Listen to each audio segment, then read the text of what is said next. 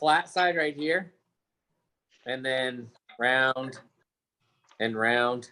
So there's where the two branches were coming out. It actually had a third one on there that I cut off. And then this was kind of a bummer. I was trying to, I wanted to do an undercut on the lip, and the flat side, I'm like paper thin right here. And this side is super thick. Like, well, I didn't really line that up very well, did I? But oh well. You got that on a faceplate? Well, now it's on the chuck. Now I had started, but before, and now it's on there with a mortise. Yeah. So you started with the faceplate?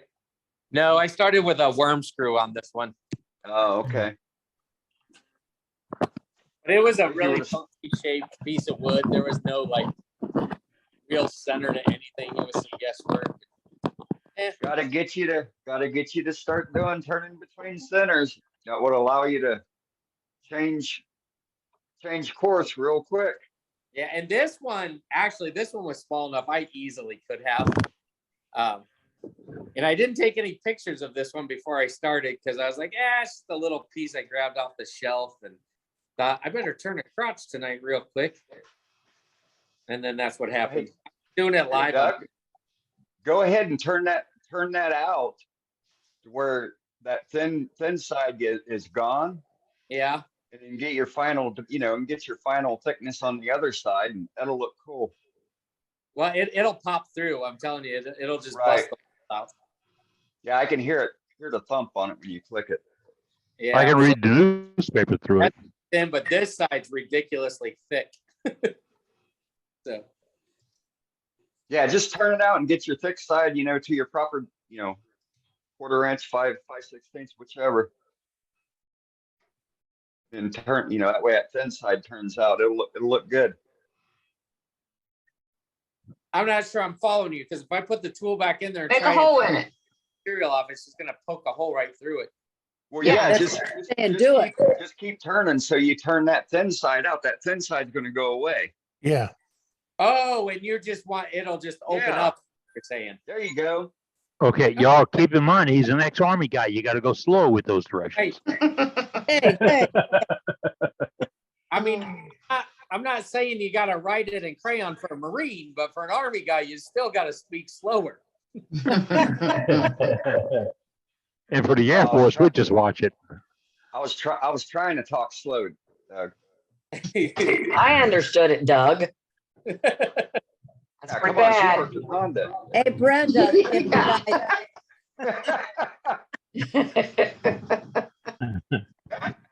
Oh, you're in trouble now, Doug. Oh boy. Still. You can charge extra for the hole. Yeah, there you Fill go. it with rosin around, fill rosin around it and turn it till you get the thickness you want. But the side next to it's gonna come out too. What's that? The side next to it's gonna come out too. It's Maybe.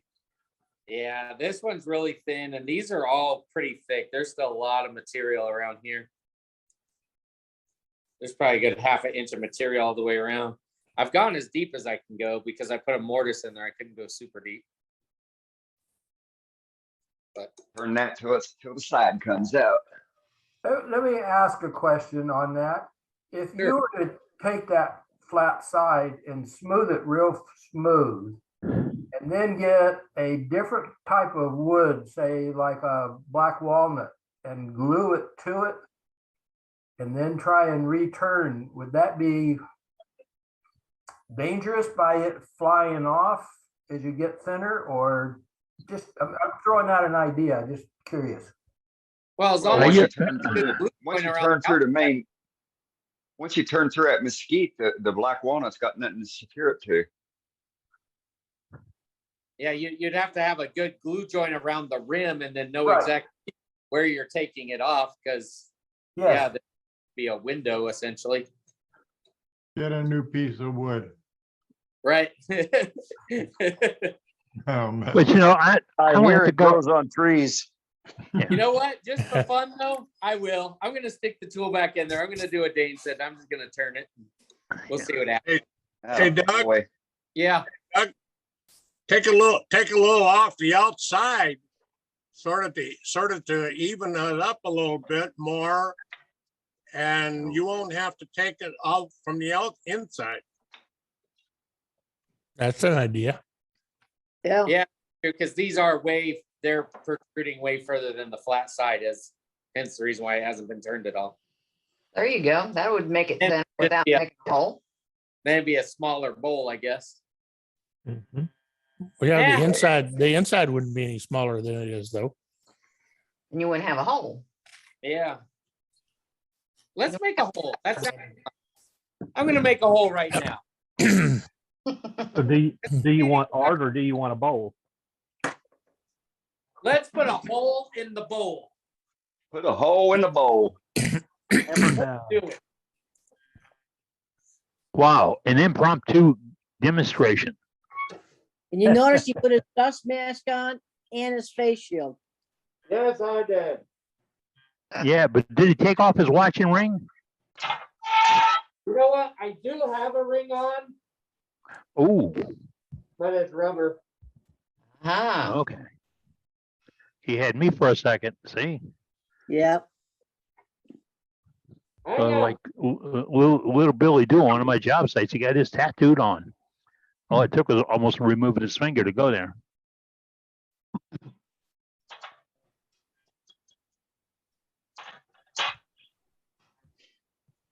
I quit wearing my gold ring on my last deployment. I started wearing these silicone ones. And now when I put my gold one on, it's uncomfortable. These things are so comfy to wear. And I can't even tell you how many of them I broke where I'm like, well, I'm glad I wasn't wearing a real ring right now. And you can buy like a pack of these off Amazon for $10. Get all different colors. I like to accessorize them, because sometimes, like if I'm wearing a pink dress or something, I don't want just a gold ring. oh no. Remember, the bling makes the outfit. The bling makes the outfit. That's all there is to it. Right, what are we gonna use? Hey, just since Captain I Eddie suggest a gouge. I didn't get this tool, but I got that cutter from this company. They're not in business anymore. I don't know if you've heard of them. It was called Big Guy Production. So here you go. Let's watch one of your cutters in style. Yeah, they're still in business. They just broke. It's a collector's item. This, as far as I know, that was one of the last ones sold. That's what I tell people anyway. And it's my story. Tell how I like. Did you say collectors or in collections, Charlie? I thought I had some of the last ones sold. Oh, hey, that guy will tell you anything.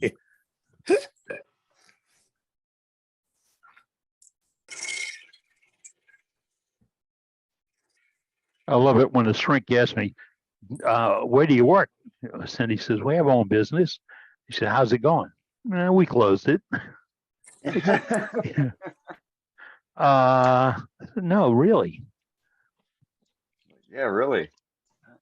Got to be happy doing what you do. That's some good cutting right now, man. That's nice. I saw that tip go down just now. So he looks like he's coming through. Anybody see a dark spot yet? Nope. Must have that high def camera going on there, Eddie.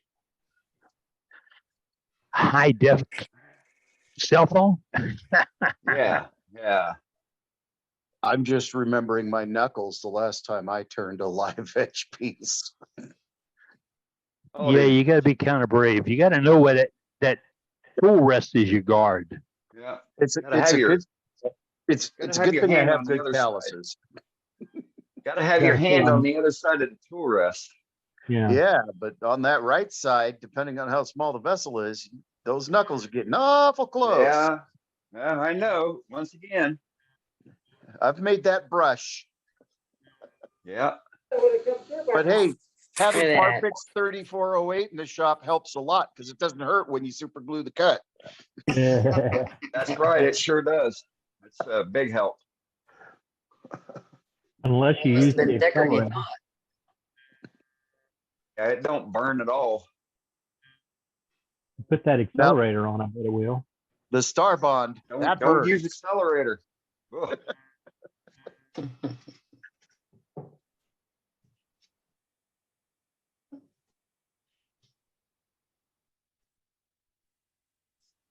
A while back, I took a fall outside the Aqua Center. And they have that a non-slip grit on the floor under a plastic coating, and we used to use ground acorn shells for it, but this is coarser than that.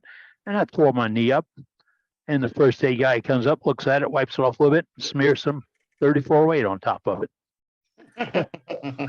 Yeah. I'm looking at the bottle. I said, "Is that 3408?" He said, "Oh, you have the Where's your doctors?" sign?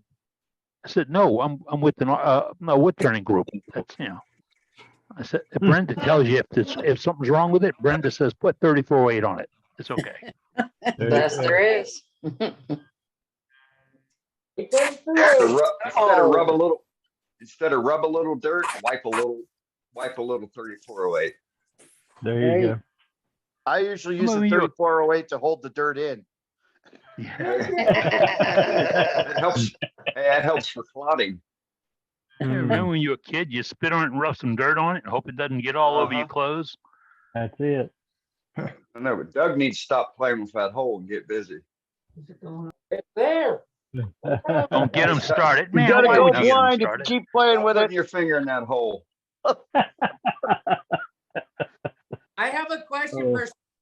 How can I leave my finger in the hole and turn the? Is there a way to do that? Oh yeah, No, ask there Sue. Sue knows. Sue knows. She reads those warnings on the AAW when Yeah, I they tell you know, how to right. do those stupid things.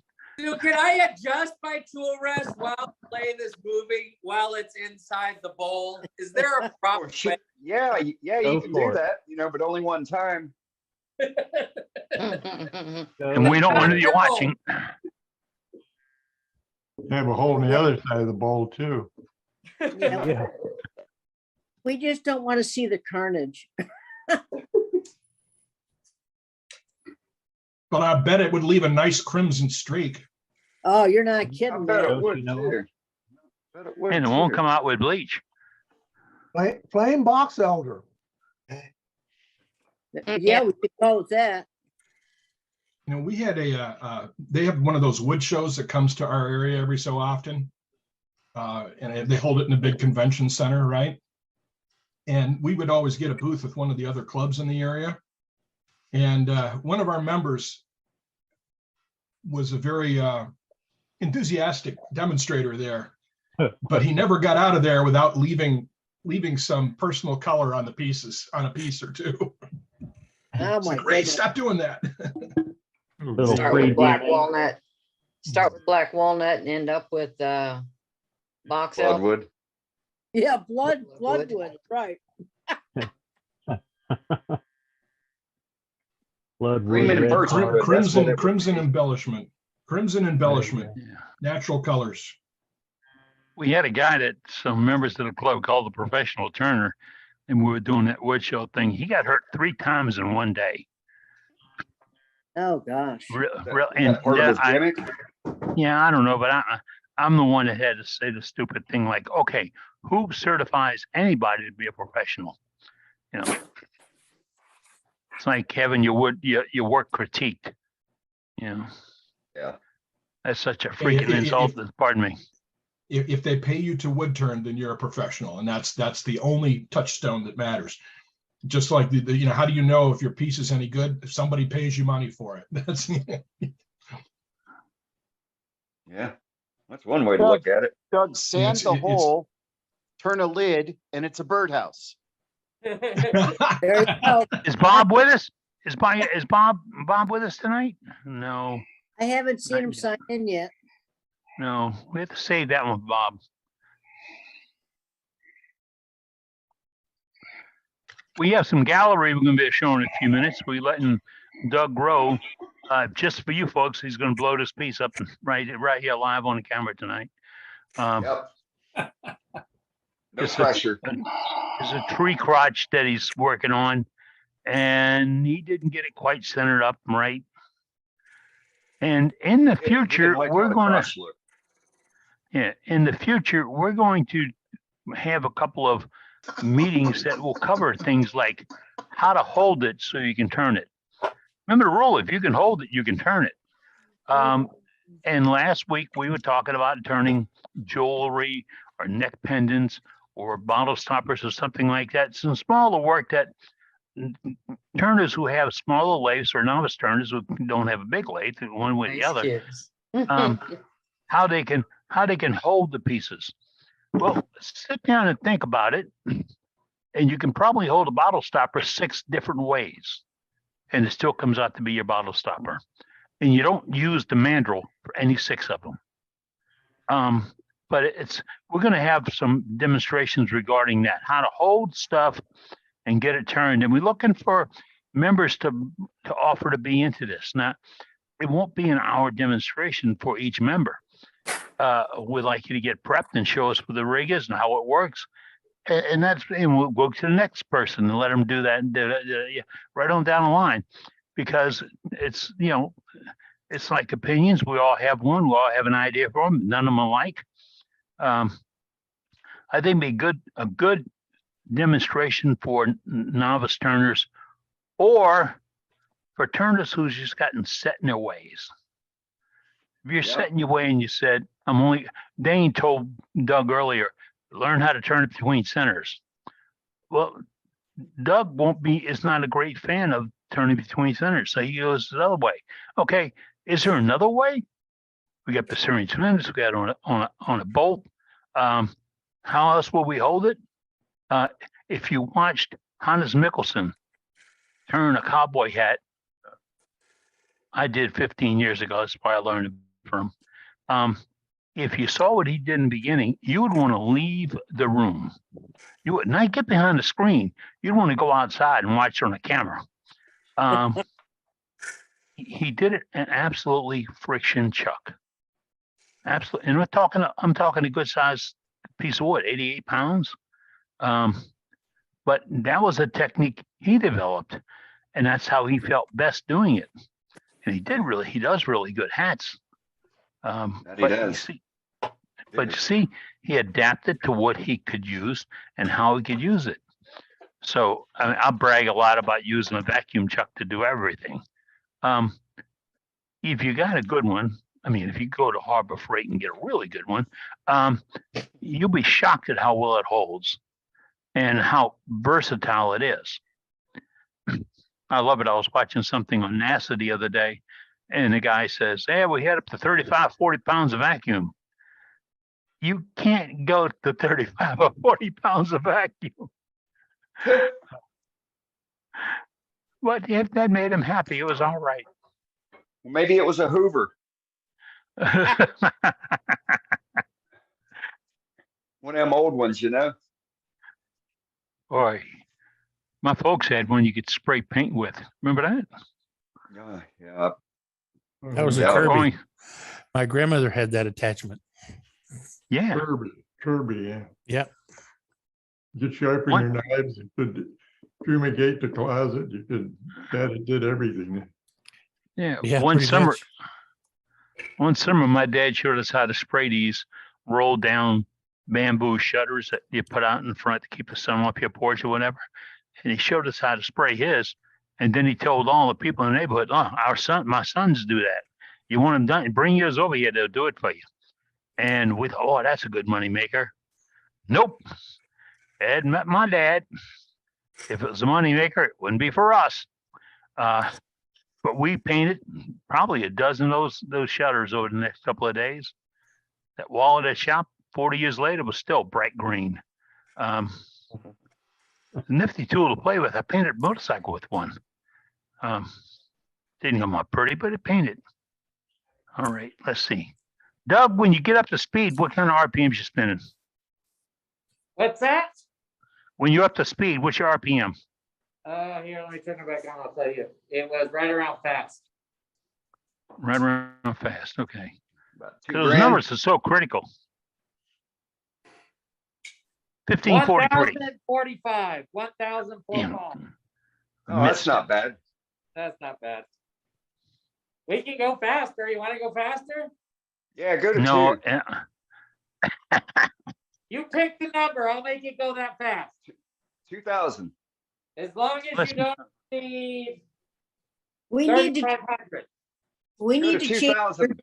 on the list to Kamikaze Row. You want to go to 2,000? 2,000 coming up. 2,000. Turn like Dane. I can't get mine above No- 1250 unless I change No belts. noticeable difference. Look at that. I bet it cuts better too. Yeah, I officially have no comment. Yeah, I'm with you. I'm with you, Matt. I don't want to be a co-conspirator. Put your shield down. Gonna need Yeah, I more. like turning fast too. So, whatever you're comfortable Right. with. Yep. Yeah, those numbers don't mean a damn thing, right? They really don't. People True enough. hear people at demonstrations say, "How fast are you turning it?" How about that fast? Because if you get married to my numbers, you're silly. How about 2,048? I don't want anybody turning at a speed they're uncomfortable with, where they're scared to put the tool to the piece. Oh, no. Especially, if they're uncertain about how well their tenon is or how well their hold is. I want people to be comfortable and not worry about the speed. Doug's Make not it afraid whatever. of anything. Whatever works for you, that's the speed you turn at. I got the young guy that's doing my lawn came in for some lessons with the other day, and he says, "How fast are you going to turn it?" I said, "How fast can you spin it?" He looked at me and I said, "Well, you're going to spin it. You're going to turn that wheel right there and make it go." And I said, "I'm going to show you how the tool cuts." Yeah, but I said, "No but about it. Nothing changes. The tool either cuts or it doesn't cut. It's either sharp or it's dull. There's no in between grounds in any of that.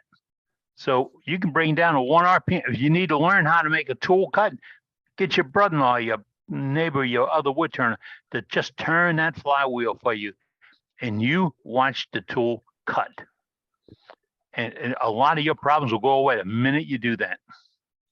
What's the matter there, Doug? What's that? I'm just messing around with it now, figuring out if I want to go more or not. Yeah, you want to go more.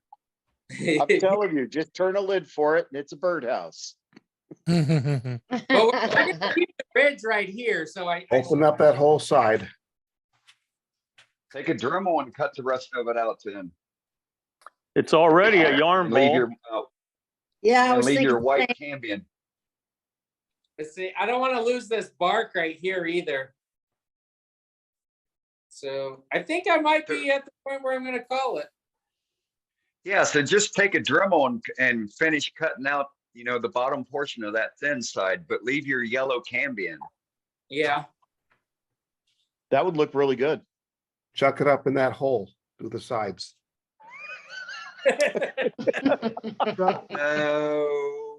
Get the We're pin telling him down. crazy things to do. Don't tempt him to do something silly.